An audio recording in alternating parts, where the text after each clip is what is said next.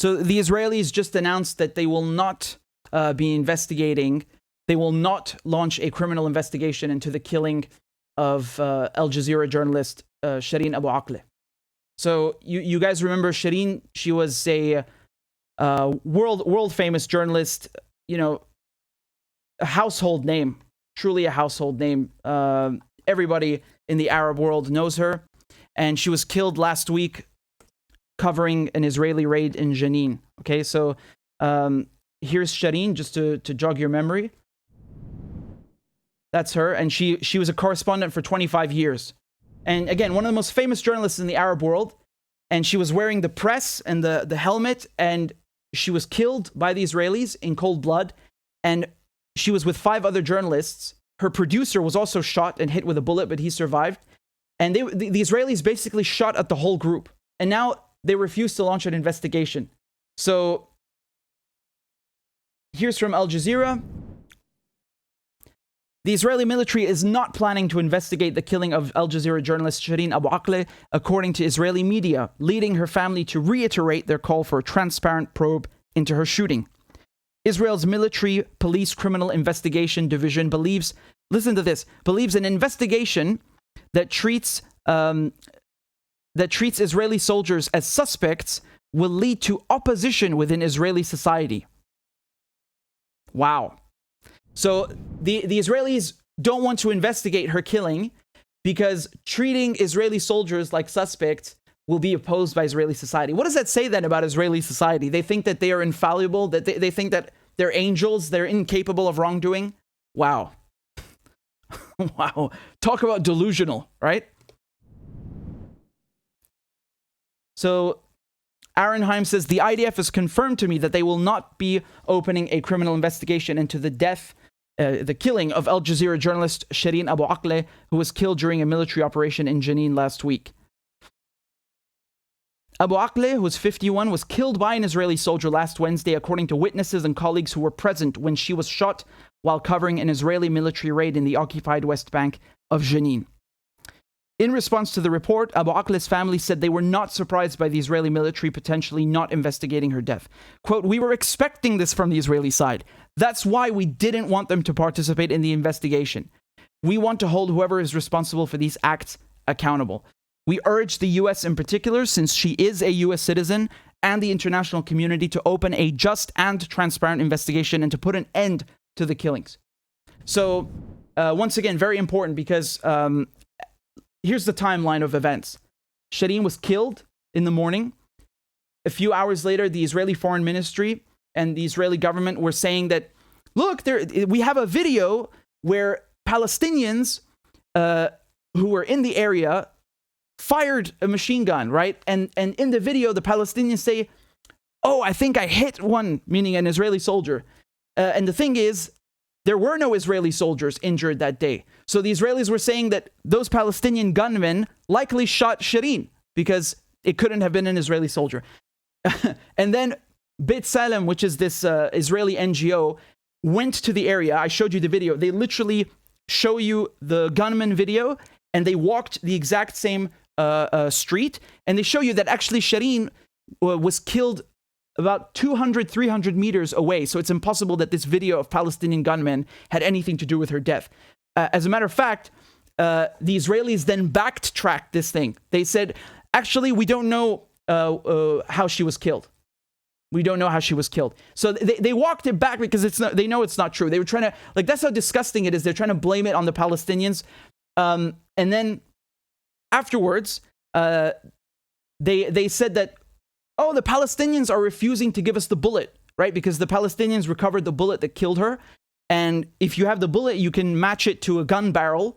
So, it's very important because, yes, by seeing the bullet, you could say this is 5.56 NATO ammunition, and then you can say it was fired by this gun. But with ballistics and forensics, you can actually tell from exactly which gun it was fired, from which barrel.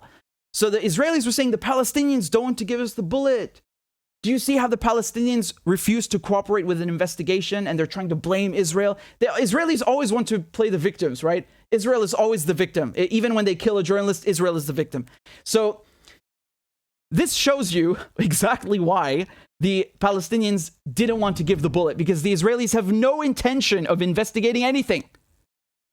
And my hunch, for me personally, this further confirms that they killed her because they probably saw the body cam footage, or they were speaking to the soldiers, and they know that they killed her. And if they investigate it, they're going to have to show, they would have to admit basically that they killed her. They would have to admit guilt. And again, just to be very clear, I want to be very clear. The Israelis are occupying the West Bank illegally. Okay?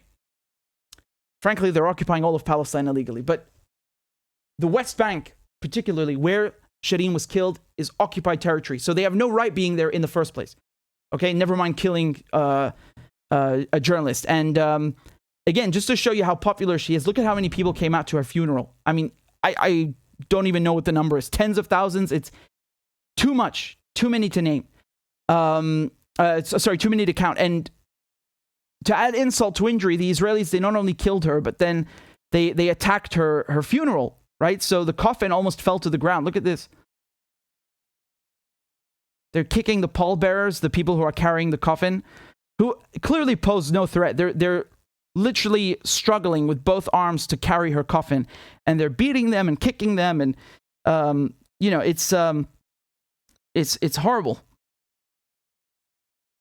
And the Israelis lied about that too. They said that, you know what they called the people who came out for her funeral? They called them rioters.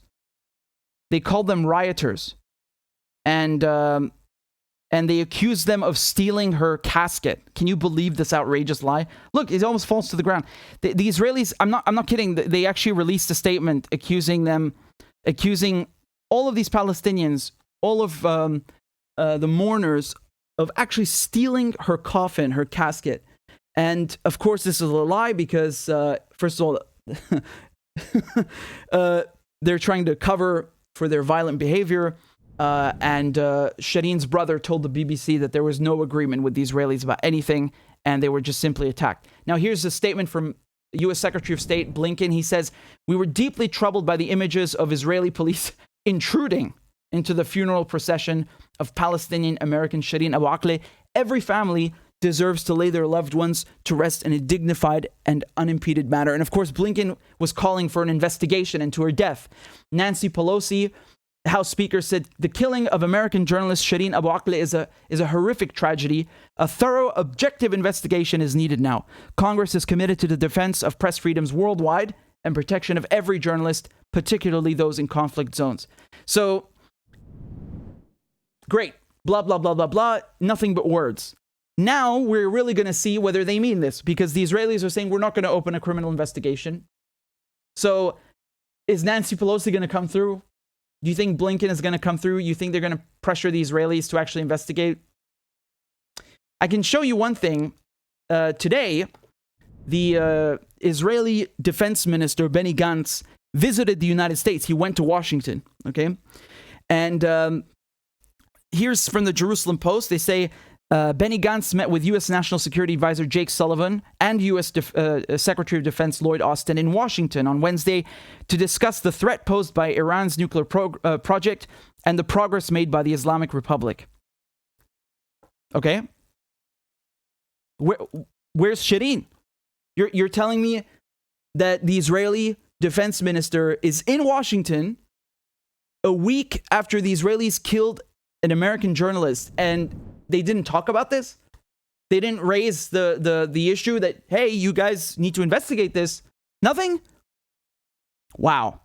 They really care about her, huh? They really care about their own. Look what the New York Times did. Look at this. Brent Renault, an American journalist, is killed. See? Killed in Ukraine. That's March 13th. And then when Shireen was killed, they say Shireen Abu Akleh, trailblazing Palestinian journalist, dies at 51. Dies at 51. What does that even mean? That can mean anything. She fell off the roof. She had a heart attack. What does that mean? She died at 51. That's so vague. Like, people who are, seeing the headline are given a completely different impression of what happened. And even underneath, they say, if you read here, they say was killed in the West Bank. By who? Why don't you say that she was shot dead? Was she run over by a car? They don't specify anything. That's really nasty, honestly. The thing is that when they're talking about Brent Renault, for example, and again, rest in peace, these guys, they're journalists at the end of the day, and it's very sad that they're killed. But my point is that with Shireen, we have much more detail. We have eyewitness accounts of her colleagues who were also shot at, who saw her shot by the Israelis. They literally saw this with their own eyes, all 5 of them. We have so much more detail and evidence, and we know who the Israelis are, that they target the press. Last year, they literally bombed Al Jazeera's offices and the Associated Press in Gaza. We have so much detail, and they don't tell you that. They act like, oh, we don't know what's happening in the circumstances. What are you talking about, man? You got 5 eyewitnesses, journalists. It's their job to report. They know how to speak about events better than anyone. It's literally their job. And with Brent, we have less details, and the other journalists who were killed. And yet they have no problem, stating what happened. They don't mince words. This is what's really disgusting, is that she's not only in the same profession. Remember, these are other journalists that are writing these headlines, okay? So they're her colleagues, right? They're our colleagues. And on top of that, she's also an American. So I think it's really disgusting, because they should have a little more sympathy for their compatriot and their colleague, and yet they don't. It's just not there because they're afraid of criticizing Israel. That's what it's really about. They don't want to upset Israel. And because she has the wrong politics, honestly, man, I bet you, even if she had the right politics, because Israel killed her, they're not going to press Israel. And when I say right politics, wrong politics, what I mean is that Shireen covered the occupation, the Israeli occupation. She was at every important thing, going there, reporting, making it, bringing humanity, that human touch to the reporting, like really giving Palestinians a voice. And she did that very eloquently for a very long time, and that's why she was so famous. I think Scott gave a good example earlier. You know how famous Anderson Cooper is, right? As a journalist. Shireen is 10 times bigger. Can you imagine? Do you understand a little bit now? Really a household name. Here's Sultana in the comments and what she had to say about Israel refusing to investigate her Shireen's killing.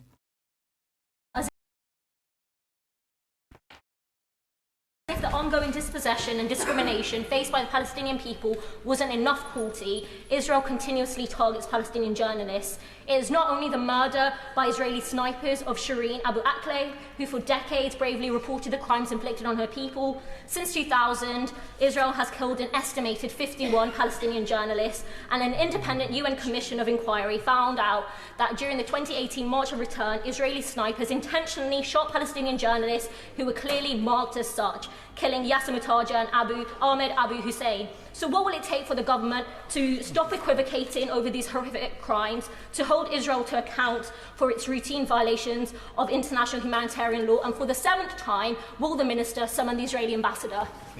Minister. Mr. Speaker, we stand by journalists all across the world, and it is a tragedy that so many journalists have been killed in recent years, and in particular in this year. That is why we continue to raise issues of media freedom on the global stage. Back in February in Estonia, we announced support for the Secretariat for the Media Freedom Coalition. The Media Freedom Coalition, which we founded, now has 52 members, and we will absolutely stand for media freedom and for journalists all across the world.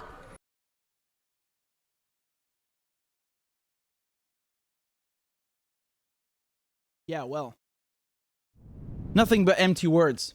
Oh, we stand with journalists, da, da, da. Yeah, prove it. Why don't you prove it? Why don't you actually investigate who killed Shireen? And she was clearly marked as press. I saw the video. I didn't play it to you because it's too graphic, but I saw her limp, lifeless body being carried away.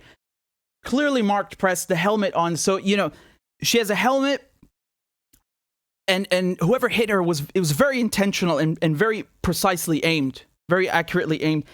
And again, I want to be very clear. In the video, you can see that she is on the floor, and the others with her, the other journalists, they cannot get to her because they're also being shot at. So it's not a question of, oh, one guy like accidentally fired a bullet and didn't look. No. Whoever's firing could clearly see this is a group of journalists, and continue to fire at them. And we all know that the Israelis did this because they're refusing to investigate it. They brutalized her funeral. They are insulting her memory, and they don't like what she stood for. That she held them accountable by covering their crimes, and they have a real contempt for journalists. And this is, everybody knows this. Come on, man. Like, do I have to show you the video of them bombing the offices of Al Jazeera? Like, how much more contempt could you have? Are you also going to tell us that this wasn't Israel, really? They flattened it. In a moment. They completely flattened it. But there was no arguing, not even about the time. They flattened the offices of Al Jazeera and the Associated Press for no reason. For no reason. And as Sultana mentioned, they were targeting journalists during the right of return marches. I mean, this is, the list is endless, and it's really heartbreaking. And I think it's disgusting that she is an American citizen and the American government doesn't even care about her. They won't even press the Israelis on this. All they have is lip service and a bunch of hot air and words that don't do anything to hold Israel accountable. And this is why Israel does things like this, because it knows it can get away with them. This is why. This is exactly why they target journalists, they target medics, they target civilians. They can do anything they like and get away with it. They even targeted her funeral. And they always find a way to make themselves the victims, right? They're always the victims. And they are innocent and incapable of wrongdoing. Amazing.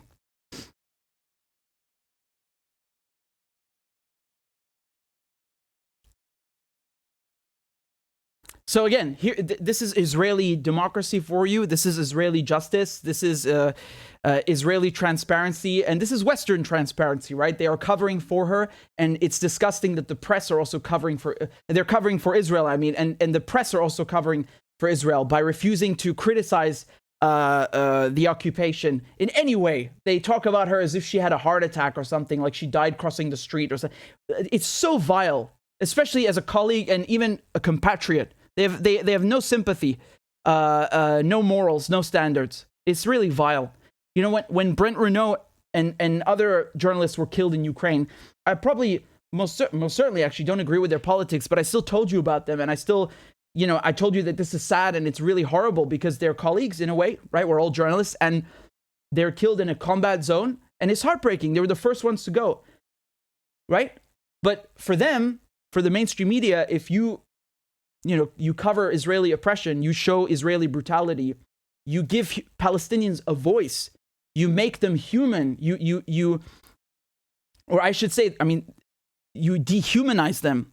You don't dehumanize them the way that they do in the press. Then they're not going to treat you like an equal journalist or an equal person, and they'll just gloss over your death. And it's really sad.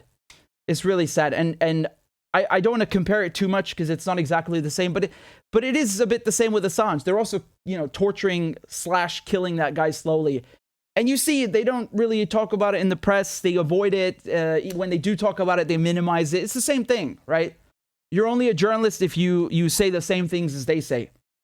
That's how they view it. And as long as, if you're killed by Russia, then of course they'll criticize your death. But otherwise, not a word. And mark my words, and I really hope I'm wrong, but the Israelis are going to do this again. They will kill more journalists. Ya haram.